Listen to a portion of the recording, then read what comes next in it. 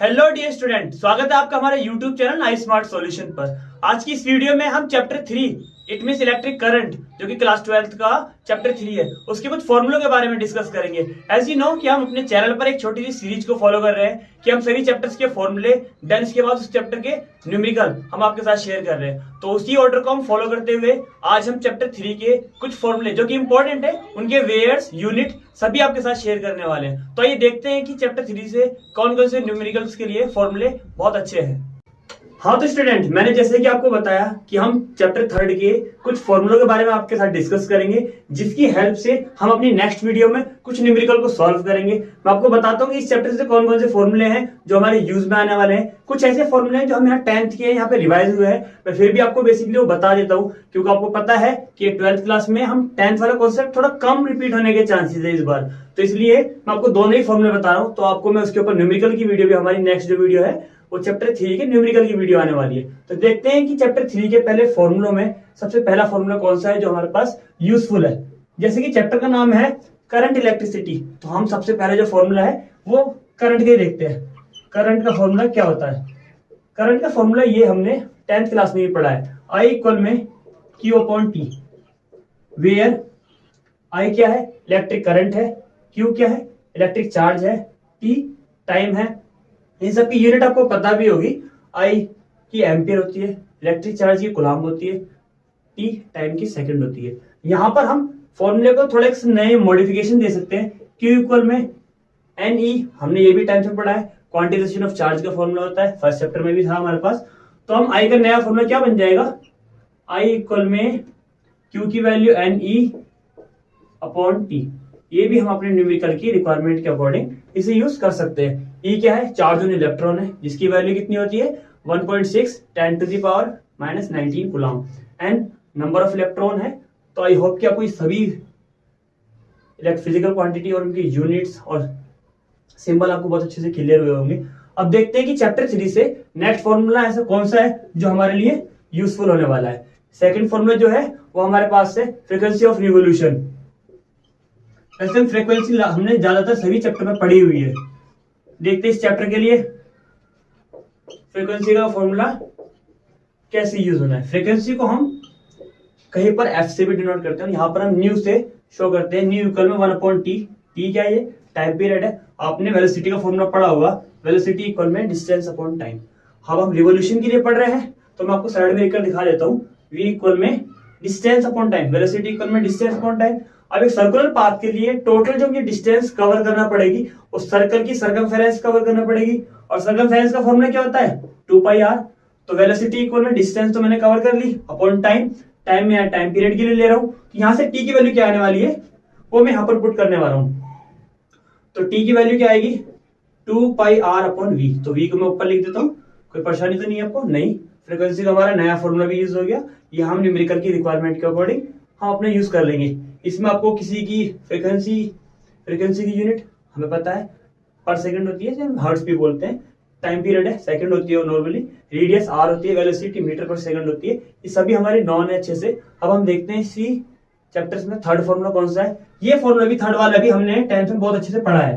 ये 10th का topic important हुआ करता था, ओम्स लॉ, जिसमें हमने बहुत अच्छे से नाम पढ़ा है रेजिस्टेंस। उस चैप्टर इलेक्ट्रिसिटी चैप्टर का बहुत मेजर पार्ट था। तो ओम्स लॉ में हमने क्या पढ़ा है? R इक्वल में V/I। ओम्स लॉ में R इक्वल में V/I हमने जब पढ़ा तो V वहां पर क्या था? इलेक्ट्रिक पोटेंशियल था, जिसकी यूनिट क्या थी? वोल्ट। I क्या था? Electric current. As we know I की यूनिट क्या होती है? एम्पियर। R वहां पर एक कांस्टेंट आया था जिसको हम रेजिस्टेंस नाम दिया था, जिसकी यूनिट क्या होती है? R की ओम होती है। तो यूनिट ऑफ R इक्वल में ओम होती है। ओम का सिंबल कुछ इस टाइप से बनता है और लिखते हैं ऐसे। तो ये हमने कॉन्सेप्ट पढ़ा हुआ है। इसी से हमने नेक्स्ट कॉन्सेप्ट वहां पर पढ़ा था रेसिस्टिविटी। मैं रेसिस्टिविटी भी बता देता हूँ। रेसिस्टिविटी आया कैसे था ये भी हमें बहुत अच्छे से याद है, लेकिन मैं फिर भी थोड़ा सा रिकैप करा देता हूँ। हमने वहां पर ओम्स लॉ पढ़ने के बाद रेजिस्टेंस के कुछ इफेक्टिंग फैक्टर्स पढ़े थे। रेजिस्टेंस के इफेक्टिंग फैक्टर्स कौन कौन से थे? पहला, the resistance is directly proportional to the length. Second one, the resistance is inversely proportional to the area of cross section. दो इफेक्टिव फैक्टर्स और हैं जिनका यूज रेजिस्टिविटी में नहीं है, लेकिन मैं फिर भी बता देता हूँ, इफेक्ट ऑफ टेम्परेचर और नेचर ऑफ मटेरियल, लेकिन हमें यहाँ पर इनका यूज करना है। तो दोनों ही इक्वेशन को अगर मैं कंबाइन कर दूंगा तो मेरे पास आर का फॉर्मूला क्या आ जाएगा, एल अपॉन ए। प्रोपोर्शनल का साइन है, इसे स्किप करने के बाद हमारे पास कांस्टेंट आता है जिसे हम रो नाम दे देते हैं। रो यहाँ पर जो कांस्टेंट है उसको ही हमने नाम किसका दिया, रेसिस्टिविटी का। अगर आपसे कोई रो का फॉर्मूला पूछेगा तो रो इक्वल में आर ए अपॉन एल। इसका वेयर, सिंबल्स, यूनिट सब बता देते हैं। आर क्या है, रेजिस्टेंस है एज यू नो, ओम इसकी यूनिट होती है, ए मीटर है, मीटर स्क्वायर इसकी यूनिट होती है, एरिया है हमारे पास, लेंथ वायर की लेंथ है, इसकी यूनिट मीटर होती है। तो हम ना रेजिस्टिविटी की यूनिट फाइंड करते हैं एक बार। आर की ओम, ठीक है, एरिया की मीटर स्क्वायर, ठीक है, लेंथ की meter, okay, meter cancel by क्या मीटर, तो ओम मीटर हमारे पास क्या आई, यूनिट आई किसकी, रेजिस्टिविटी की, unit of rho. I hope कि आपको रेसिस्टिविटी वाला टॉपिक भी बहुत अच्छे से क्लियर हुआ होगा। अब हम इसी चैप्टर से एक और फॉर्मूला नंबर 5 के बारे में देखते हैं। कौन सा फॉर्मूला है 5 जो हमारे लिए यूजफुल होने वाला है, ईएमएफ। ईएमएफ की फुल फॉर्म क्या होती है, electro motive force. Electromotive force means क्या होता है इसका, ईएमएफ का मैं आपको बता दूं क्योंकि ये नया टॉपिक है, 10th में नहीं था, अभी हम 12th में आया, तो मैं आपको इससे इंट्रोड्यूस करा देता हूँ। ईएमएफ की फुल फॉर्म आपको मिल गई, इलेक्ट्रोमोटिव फोर्स। इलेक्ट्रो मींस इलेक्ट्रॉनों को, मोटिव मींस मोटिवेट करता है, फोर्स मींस उनको सर्कुलेट होने में, किसी भी फोर्स लगाता है इनके फोर्स के लिए उन्हें मोटिवेट करता है। ये हमारे पास ईएमएफ होता क्या है, हमने 10th क्लास में पोटेंशियल डिफरेंस पढ़ा है। पोटेंशियल डिफरेंस क्या होता है, हमारे पास एक तरीके का वोल्टेज होता है जो आउटसाइड द बैटरी मूव करता है। लेकिन यहाँ पर जो ईएमएफ है मैं आपको शॉर्टली बता देता हूँ, ईएमएफ हमारे पास आउटसाइड और इनसाइड दोनों तरफ का ही वोल्टेज होता है, सम होता है। लेकिन अभी मैं सिर्फ 10th वाला थोड़ा सा फॉर्मूला रिकेप कर रहा हूँ, वहां पर हमने पढ़ा है V इक्वल में W अपॉन Q, लेकिन वहां से यहाँ पर आने में इरोटर के फॉर्मूले में अभी तो कोई चेंजेस नहीं हुआ क्योंकि हम टोटल चेक कर रहे हैं। V इक्वल में W अपॉन Q था, यहाँ पर इरोटर इक्वल में W अपॉन Q हो गया। इट मींस जितने भी मैंने 10th में फॉर्मूले V के लिए पढ़े हैं वो अब 12th में इरोटर के लिए भी मैं यूज करूंगा। यानी कि जो मेरे पास अब तक V के लिए था वो सब आप किसके लिए हो जाएगा, इरोटर के लिए। वहां पर V की यूनिट क्या थी, वोल्ट, वो यूनिट यहाँ पे इरोटर की हो जाएगी। वहां पे यही सेम फॉर्मूला V के लिए था, V इक्वल में W अपॉन Q, लेकिन यहाँ पे इरोटा के लिए हो जाएगा W अपॉन Q। तो इरोटा का आपको मैं यूनिट लिख दूं, फिर भी यूनिट ऑफ इरोटा इक्वल में वोल्ट, इसे हम वोल्टेज भी बोलते हैं। तो हमारे पास इसका मैं कॉन्सेप्ट अभी आगे भी आपके साथ एक बार शेयर करूंगा। तो आई होप कि आपको ये सभी फॉर्मूले इससे रिलेटेड समझ में आ रहे होंगे। ये आपने देखा ही सभी ये 10th वाले थे, ये सिर्फ और सिर्फ नया कॉन्सेप्ट है, 12th वाला है। मैं से और भी जैसे आगे आएगा तो मैं बहुत अच्छे से एक्सप्लेन करने की कोशिश करूंगा। तो देखते हैं कि इसी चैप्टर में हमारे पास न्यूमेरिकल को सॉल्व करने के लिए फॉर्मूला नंबर 6 क्या है। तो ये देखते हैं कि इससे हम 6 फॉर्मूला कौन सा है जो हम डिस्कस करने वाले हैं अभी।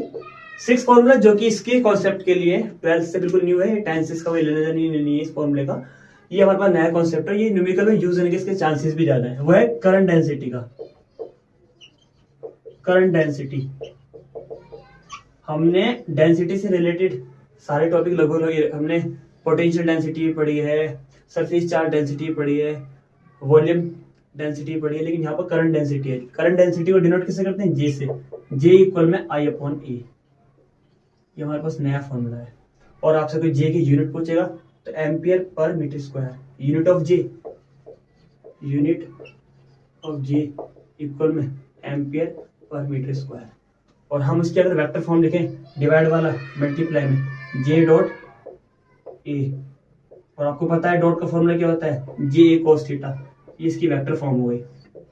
और हम इसकी और मॉडिफिकेशन देखें, न्यूमेरिकल में यूज करते टाइम मैं इसे कुछ और भी यूज कर सकता हूँ, जैसे कि मैंने ये पढ़ा जे इक्वल में I अपॉन ए, और मैंने पीछे पढ़ा I इक्वल में Q अपॉन टी, ये फॉर्मूला भी मैं यूज कर सकता हूँ। इट मींस ये मेरी रिक्वायरमेंट के अकॉर्डिंग मैं फॉर्मूले को किस तरीके से ड्राइव कर सकता हूँ। अब हम इसी चैप्टर से एक और फॉर्मूला नंबर 7 देखते हैं कौन सा है। अभी तक हमने पढ़ा रेजिस्टेंस, और बिल्कुल रेजिस्टेंस का उल्टा है कंडक्टेंस। कंडक्टेंस के लिए क्या फॉर्मूला होता है, मैंने बताया रेजिस्टेंस का उल्टा है, तो मैं इसका फॉर्मूला लिख देता हूँ, G इक्वल में 1 अपॉन R। क्यों, ये इसका रेसिप्रोकल है तो इसका फॉर्मूला भी हो गया ना, ऑब्वियसली इसकी यूनिट भी रेसिप्रोकल हो जाएगी। रेजिस्टेंस की यूनिट क्या होती है, ओम, तो इसकी यूनिट क्या हो जाएगी, पर ओम बोल सकते हैं। मैं लिख देता हूँ, थोड़ी सी इसकी यूनिट कुछ अलग भी हो सकती है। यूनिट ऑफ G क्या हो सकती है, ओम मैं सिंबल को नहीं लिखकर इसकी मीनिंग लिखता हूँ OHM, ओम यूनिवर्स भी बोल सकते हैं। और इसे क्या बोल सकता हूँ मैं, दूसरा इसका नाम पता क्या है, MHO, मोह भी बोल सकते हैं। और एक और इसकी वो है यूनिट सीमेन, सीमेन भी इसकी अदर यूनिट है। तो हमारे पास कंडक्टेंस देगा, कंडक्टेंस में फॉर्मूला मैंने देखा G इक्वल में 1/R, R मेरे पास क्या है रेजिस्टेंस, और इसका रेसिप्रोकल क्या कहलाएगा, कंडक्टेंस कहलाएगा। सेम ऐसे ही मैंने वहां पर क्या पढ़ा था, R से नेक्स्ट रेजिस्टेंस से नेक्स्ट टॉपिक पढ़ा था मैंने रेसिस्टिविटी, और रेसिस्टिविटी का उल्टा रेसिप्रोकल, यहाँ पे एक और टॉपिक हो जाएगा कंडक्टेंस का रेजिस्टेंस, रेसिस्टिविटी का कंडक्टिविटी, कंडक्टिविटी कंडक्टिविटी को यहाँ पे सिग्मा से डिनोट करते हैं, सिग्मा इक्वल में 1/रो, क्योंकि वहां पर रेसिस्टिविटी रो था ना, तो रो का रेसिप्रोकल हो गया, तो वहां पर यूनिट क्या थी, ओम मीटर। तो यहाँ पर इसकी यूनिट क्या क्या हो जाएगी देखते हैं। यूनिट ऑफ सिग्मा इक्वल में हमारे पास की ओम मीटर, तो दोनों पे इनवर्स आ जाए क्योंकि रेसिप्रोकल है, और ओम इनवर्स को मैंने बताया था मोह भी बोल सकते हैं, तो हम इसे मोह पर मीटर भी बोल सकते हैं, सीमेन भी लगा सकते हैं, हमारे पास ये भी यूनिट बन सकती है। और एक और देखते हैं कि इस चैप्टर से हमारे पास एक और फॉर्मूला कौन सा है, कंडक्टिविटी पढ़ा, कंडक्टेंस पढ़ा, आई होप कि आपको ये क्लियर हो रहे हैं। नेक्स्ट एक और फॉर्मूला है ड्रिफ्ट वेलोसिटी, और ड्रिफ्ट वेलोसिटी का कॉन्सेप्ट ना ज्यादातर पूछा जाता है, drift velocity and relaxation time, ये हमने कॉन्सेप्ट यहाँ पे बहुत अच्छे से पढ़ा भी होगा, इसका आर्टिकल भी थोड़ा सा यूजफुल है हमारे लिए। ड्रिफ्ट वेलोसिटी को VD से डिनोट करते हैं, VD इक्वल में फॉर्मूला क्या होता है, A टो, यहाँ पर टो को हमने टाइम रिलैक्सेशन के लिए यूज किया है, और ए हमारे पास एक्सीलरेशन है। ए का फॉर्मूला हम इसे थोड़ा सा मॉडिफिकेशन दे सकते हैं, जब मैं आपको इसके आर्टिकल्स की वीडियो बनाऊंगा तब मैं आपको बताऊंगा ए की वैल्यू कैसे आई है, माइनस का E capital E upon M, ये फॉर्मूला भी हम टो के लिए यूज कर सकते हैं, जो हमारे लिए ड्रिफ्ट वेलोसिटी का फॉर्मूला ये भी और ये भी, ये हम अपने न्यूमेरिकल में देखेंगे हमें कौन से फॉर्मूले का यूज है, हम उसी हिसाब से उसी फॉर्मूले का यूज करेंगे।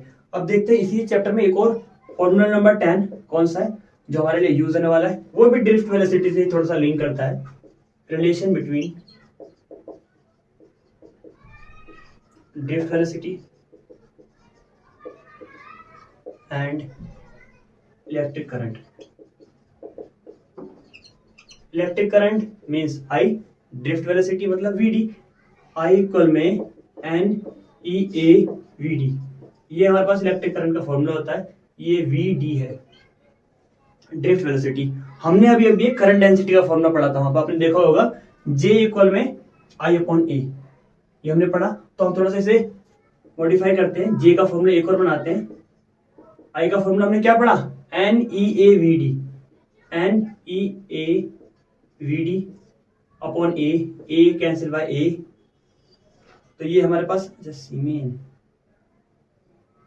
हमारे पास J का फॉर्मूला क्या बना, I अपॉन A, I की वैल्यू क्या बची, NEAVD। तो J का हमारा एक और फॉर्मूला आ गया जो हम न्यूमेरिकल में यूज करते टाइम ध्यान देंगे कि J का फॉर्मूला ये भी बन सकता है। अब हम एक और फॉर्मूला देखते हैं इस चैप्टर से जो न्यूमेरिकल के लिए ये भी यूजफुल है। ये जो कॉन्सेप्ट है नए हैं 12th के लिए, तो इसके ऊपर न्यूमेरिकल आने के चांसेस सबसे ज्यादा होते हैं। जब न्यूमेरिकल की वीडियो हमारी आएगी तो मैं इन्हीं कुछ फॉर्मूले हैं जिनके ऊपर न्यूमेरिकल आपसे मैं यहाँ पे क्लास में भी कराऊंगा, और आपको होमवर्क के लिए PDF में कुछ क्वेश्चंस भी दूंगा। हो सकता है मैं जो क्वेश्चन कराऊंगा उनकी PDF भी बनाकर आपको दे दूं। टेम्परेचर डिपेंडेंस ऑफ रेसिस्टिविटी क्या होता है, RT इक्वल में R0 1 plus alpha T, where T क्या है, राइज इन टेम्परेचर है। हमारे पास R जो है नॉर्मली हमारे पास रेजिस्टेंस है, ये कुछ पर्टिकुलर टेम्परेचर दिया होगा, उस टेम्परेचर के लिए ये रेजिस्टेंस है, इनिशियलिटी के लिए ये रेजिस्टेंस है। मैंने इसकी सभी फॉर्मूलों की एक PDF बनाकर डिस्क्रिप्शन बॉक्स में आपको प्रोवाइड करी है, जिसमें मैंने सारे फॉर्मूले लिखे, उनके सिंबल लिखे, फिजिकल क्वांटिटी के सारी यूनिट लिखी है। आई होप कि वो आपके एग्जाम के टाइम पर बहुत ज्यादा यूजफुल रहे आपके लिए। तो देखते हैं इस चैप्टर से नेक्स्ट और कौन से फॉर्मूले हैं जो हमारे लिए यूजफुल है, बहुत ज्यादा और बहुत ज्यादा इंपॉर्टेंट है वो कॉन्सेप्ट। मैं आपको एक चीज और इन्फॉर्म कर दूं कि इस चैप्टर से आपने चैप्टर 3 का नाम सुना होगा, करंट इलेक्ट्रिसिटी। इस चैप्टर से कुछ ही आर्टिकल बहुत ज्यादा इंपॉर्टेंट है जो एग्जाम में क्या होता है हर बार रिपीट होते हैं, जैसे कि Kirchhoff law, meter bridge, potentiometer, ये तीनों चारों, एक तो व्हीटस्टोन ब्रिज भी है, लेकिन ये तीनों चारों स्टार्टिंग वाले जो कॉन्सेप्ट है बहुत ज्यादा यूजफुल है। इनके न्यूमेरिकल या प्रिंसिपल या डेरिवेशन एग्जाम में बहुत पूछे जाते हैं। तो देखते हैं वो सब के लिए हमारे पास कौन कौन से फॉर्मूले हैं जो हमारे न्यूमेरिकल में भी यूज होने वाले हैं। तो अब देखते हैं कि हम इसी चैप्टर में हमारे पास फॉर्मूला नंबर 12 कौन सा है। जो हम बहुत ज्यादा यूजफुल है। और जो मैं अभी ये फॉर्मूले बताने वाला हूँ, आप इन्हें बहुत अच्छे ध्यान से सुनिए। इनके कॉन्सेप्ट, प्रिंसिपल, एप्लीकेशन, आर्टिकल, ये बहुत ज्यादा इंपॉर्टेंट है। इन सभी कॉन्सेप्ट में से एक क्वेश्चन का आना बिल्कुल निश्चित है। तो देखते हैं पहला फॉर्मूला क्या है। Terminal potential difference. हाँ, ये बिल्कुल सेम आपने बहुत अच्छे से समझ रहे होंगे कि वो वही फॉर्मूला जिसके बारे में मैंने अभी डिस्कस करा था, इरोटा। इरोटा को मैंने बताया potential difference V plus V dash. इरोटा हमारे पास मैंने बताया कि हमारे पास वो वोल्टेज होता है outside the battery, inside the battery, दोनों का ही सम होता है। मैं आपको बता दूं, आउटसाइड आपने देखा होगा, सर्किट कभी बनाए होंगे, सर्किट बनाए तो उसमें हमारे आउटसाइड में रेजिस्टेंस R लगता है। सेल के मिड में, टर्मिनल के मिड में जो रेजिस्टेंस हमारे पास नया क्रिएट हुआ है, हमारा 12th का कॉन्सेप्ट है ये, तो वहां पर जो रेजिस्टेंस आया वो इंटरनल रेजिस्टेंस आया, जिसे हम क्या बोलते हैं, स्मॉल r। उससे हम स्मॉल r से डिनोट करते हैं। V इक्वल में हमने 10th में पढ़ा हुआ है IR, सेम वही कॉन्सेप्ट V डैश के लिए IR, R लेकिन स्मॉल है, ये इंटरनल रेजिस्टेंस है यहाँ पर। तो फॉर्मूला क्या हो जाएगा, इरोटा इक्वल में IR plus I small r। ये हमारे पास इरोटा का फॉर्मूला हो गया। इसी से ही हम क्या इससे नए नए फॉर्मूले निकाल सकते हैं। हाँ बिल्कुल, मैं यहाँ से I कॉमन ले सकता हूँ, R प्लस R हो जाएगा। इरोटा मल्टीप्लाई चेंज इनटू डिवाइड कर सकता हूँ, इरोटा इक्वल में I इक्वल में इरोटा अपॉन R प्लस R। ये फॉर्मूला भी मैं यूज कर सकता हूँ। और भी बहुत सारे फॉर्मूले मैं यहाँ से, इरोटा इक्वल में V प्लस V डैश है, मैं सिर्फ V को चेंज करता हूँ, plus change into minus V dash है। V डैश का फॉर्मूला मैंने क्या लिखा, I small r multiply change into divide, तो इरोटा माइनस V अपॉन R। ये मेरे पास इलेक्ट्रिक करंट का फॉर्मूला हो सकता है। और ये एग्जाम में किस नाम से पूछा जा सकता है, रिलेशन बिटवीन इरोटा V एंड स्मॉल r। ये सभी फॉर्मूले हमारे पास न्यूमेरिकल की रिक्वायरमेंट के अकॉर्डिंग हम किसी भी तरीके से यूज कर सकते हैं। एग्जामिनर हमसे small v, small r, I, इरोटा, V dash, capital R, किसी की भी वैल्यू फाइंड करवाए, आप अपने अकॉर्डिंग, अपनी रिक्वायरमेंट के अकॉर्डिंग आर्टिकल देखते टाइम, आप अपने न्यूमेरिकल को करते टाइम बहुत अच्छे से फॉर्मूले को मॉडिफाई कर लेंगे, उसी तरीके से हम फॉर्मूले का यूज कर लेंगे। अब देखते हैं हम इससे एक और कौन सा फॉर्मूला है जो हमारे पास बहुत ज्यादा यूजफुल है और हमारे काम भी आने वाला है। आपने नाम सुना होगा, मैं उसे यहाँ नहीं यहाँ लिखता हूँ क्योंकि थोड़ा सा ना अच्छा टॉपिक है वो, और बहुत ज्यादा यूजफुल भी है, इंपॉर्टेंट भी है बहुत ज्यादा। Kirchhoff law.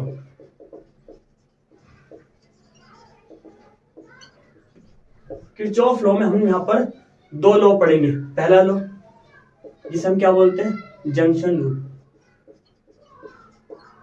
जंक्शन लॉ भी बोलते हैं।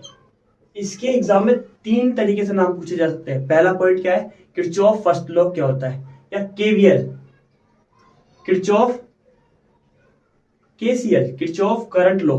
और दूसरा नाम क्या है, जंक्शन लॉ। क्या होता है इसमें, sigma I equal to 0, summation of electric current क्या होता है, 0 होता है। इसके जब न्यूमेरिकल करेंगे, न्यूमेरिकल में इसका यूज बहुत अच्छा है। और इसके सेकंड लॉ का भी, जिसका नाम क्या है, लूप लॉ, वो भी बहुत ज्यादा यूजफुल है। इसके भी तीन नाम है, ये जंक्शन लॉ होता है, ये लूप लॉ है, इसे केवीएल बोलते हैं, किरचॉफ वोल्टेज लॉ और किरचॉफ सेकंड लॉ। ये तीनों नाम इसके एग्जाम में किसी भी नाम से पूछा जाएगा और यूजफुल भी है। इसके न्यूमेरिकल भी हमारे लिए बहुत ज्यादा यूजफुल है। इसमें क्या होता है, सिग्मा इरोटा इक्वल में, ये इंटरनल टोटल भी हो गया, और सिग्मा आई आर, आर हमारे पास कैपिटल है, ये बैटरी के लिए, ये आउटसाइड द वोल्टेज है लेकिन आउटसाइड द सर्किट है। तो हमारे पास किरचॉफ के दोनों ही फॉर्मूले आपके सामने लिखे हुए हैं, इनके आप प्रिंसिपल भी अच्छे से लर्न करें, और इनके छोटे मोटे डायग्राम भी है, वो भी डायग्राम के थ्रू आप अगर आपको एग्जामिनर को समझाएंगे ना, एग्जाम में आपके अच्छे मार्क्स मिलने के ज्यादा चांसेस हैं। एक और टॉपिक जो वो भी बहुत इंपॉर्टेंट है, इसका नाम है पोटेंशियोमीटर। पोटेंशियोमीटर, पोटेंशियोमीटर का छोटा सा कॉन्सेप्ट है, के जो कि कांस्टेंट है, V अपॉन एल। एल मेरे पास लेंथ है, वहां पर वायर के लिए यूज करूंगा स्लाइड करते टाइम। V मेरे पास वोल्टेज है, और K क्या है, कॉन्सेप्ट, वो हमारे पास कांस्टेंट है। मैं पोटेंशियोमीटर के छोटे से एप्लीकेशन के बारे में बात करूंगा, जहां मैं दो प्राइमरी सेल्स के EMF को कंपेयर करूंगा। तो मैं उसका फॉर्मूला यहां लिख देता हूं, देखिए क्या है वो फॉर्मूला। इसका जो प्रिंसिपल, पोटेंशियोमीटर का प्रिंसिपल और थोड़ा सा ये कॉन्सेप्ट थोड़ा सा कम इंपॉर्टेंट है, लेकिन इसका एप्लीकेशन एग्जाम में बहुत ज्यादा पूछा जाता है, उसके ऊपर न्यूमेरिकल भी पूछा जाता है। तो क्या है वो देखते हैं, comparison of comparison EMF of two primary cells. क्या होता है वहां पे, इरोटा हमारे पास EMF है, फॉर्मूला होता है इरोटा 1 अपॉन में इरोटा 2 इक्वल में L1 अपॉन में L2। ये कहाँ से आया, हम इसे ड्राइव कर सकते हैं। चाहे तो अगर आपको लगता है तो मैं इसे ड्राइव करके आपको भी दिखा सकता हूँ। कोई ज्यादा बड़ा कॉन्सेप्ट नहीं है, बहुत छोटा इजी सही कॉन्सेप्ट है। जैसे हमने यहाँ पर पढ़ा पोटेंशियोमीटर मतलब वोल्टेज के लिए था। अगर मैं टोटल की बात करूं तो के मेरे पास कांस्टेंट रहेगा और वी की जगह क्या आ जाएगा, अपडेट होकर इरोटा आ जाएगा। सेम ऐसी कॉन्सेप्ट रहना है, ऑब्वियस है। दो मेरे पास यहाँ पर प्राइमरी सेल्स हैं, दो सेल है, तो यहाँ पर मैं 4 फर्स्ट एक सेल के लिए लेता हूँ 4 फर्स्ट, तो मेरे पास के इक्वल में क्या हो जाएगा, इरोटा 1 अपॉन में L1। अगर मैं लेता हूँ 4 सेकेंड के लिए के इक्वल में इरोटा 2 अपॉन में L2। ये पहले के लिए, ये सेकंड के लिए, दोनों ही के आपस में इक्वल है, कांस्टेंट है, इन पे 1 2 का कोई फर्क नहीं, इफेक्ट नहीं पड़ने वाला है। तो by combining equation first and second ये मर्ज करते हैं, दोनों ये इक्वल है तो हम इन्हें भी इक्वल रख सकते हैं। इरोटा 1 अपॉन में L1 इरोटा 2 अपॉन में L2। ये फॉर्मूला हमारा ड्राइव हो गया। ये divide change into multiply, multiply change into divide, तो इरोटा 1 अपॉन में इरोटा 2 इक्वल में L1 अपॉन में L2। जो मेरे पास एप्लीकेशन का फॉर्मूला था वो भी ड्राइव हो गया। ये एप्लीकेशन का मैंने इसलिए करके दिखाया क्योंकि ना कभी कभी इसका डायरेक्ट आर्टिकल भी एग्जाम में बहुत ज्यादा पूछा जाता है। आई होप कि आपको ये सभी पॉइंट अच्छे से क्लियर हो रहे होंगे। और अभी हम इसी चैप्टर से कुछ 2 पॉइंट 3 पॉइंट और है, उनके फॉर्मूले भी देखते हैं क्या होते हैं।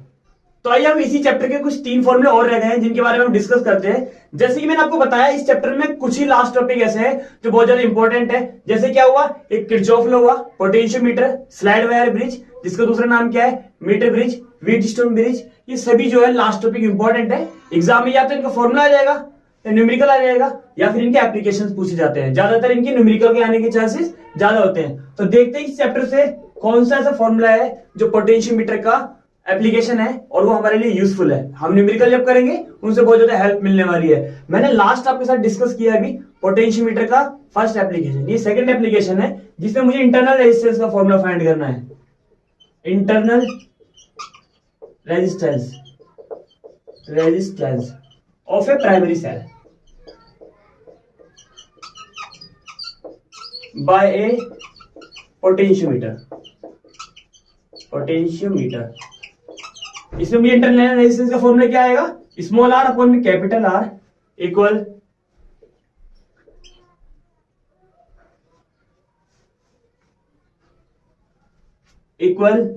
L1 minus L2 upon L2।